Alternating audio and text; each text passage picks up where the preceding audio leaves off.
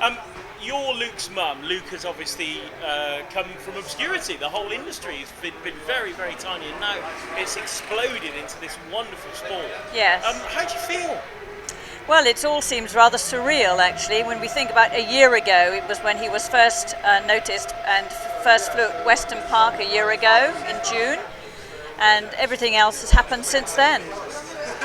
He was spotted by James, the national champion from last year, and has gone on now to win the Dubai World Drone Prix.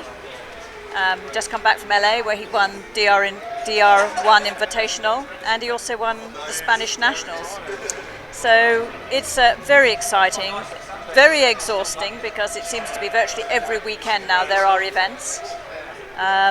But it's nice because we're part of the X-Blades team, the Tornado X-Blades team, and we have now anything between 8 and 12 pilots that are part of X-Blades team, so we can draft together different teams of people to attend different events. And how do you feel about this? Because obviously it's a new sport. You're talking about several stamps in the passport. He's going around the world. You must be incredibly proud, but also at the same time you're on the same learning curve as everybody else, in the sense that it's not an established sport.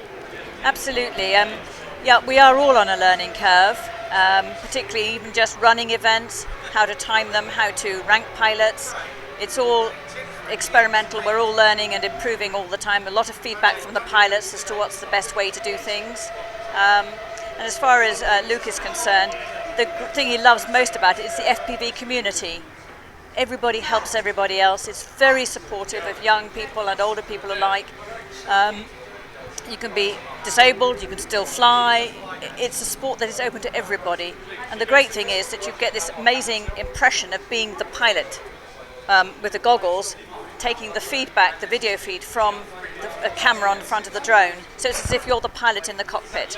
And it's very stimulating, very exhilarating. And I think that's why so many people get hooked on it, because they get quite an adrenaline rush from it. What advice would you give to other parents who have teenage sons that want to donate time, hobby time or social time to something like this? I would go down below teenage. We've got an 8-year-old pilot in the X-Blades Academy. He started young. They can start very young, and it is absolutely brilliant because it's so much better than just the straightforward gaming on TV screens, because they get out, they get outside, they meet the FPV community. They're not stuck in front of a screen for hours.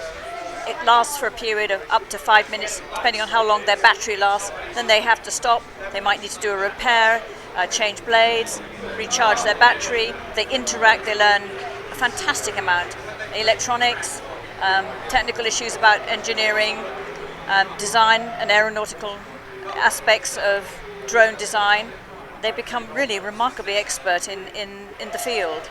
And some of the young ones, they do so much internet research that they are actually teaching the adults. And I would say to any parent, it's really worthwhile getting your children involved. If you want to get them started when they're young, definitely buy the ones, the small nanos, but always make sure you buy one which has a protective frame around the blades, and they are virtually harmless. They're very safe to fly indoors. You don't have to wait for good weather. But once you get into the bigger drones, the drones which have exposed propellers, that's when they seriously need to join the local remote control flying club, so they get expert tuition and they are taught the rules and regulations that apply, because we have to be very safe with this drone flying.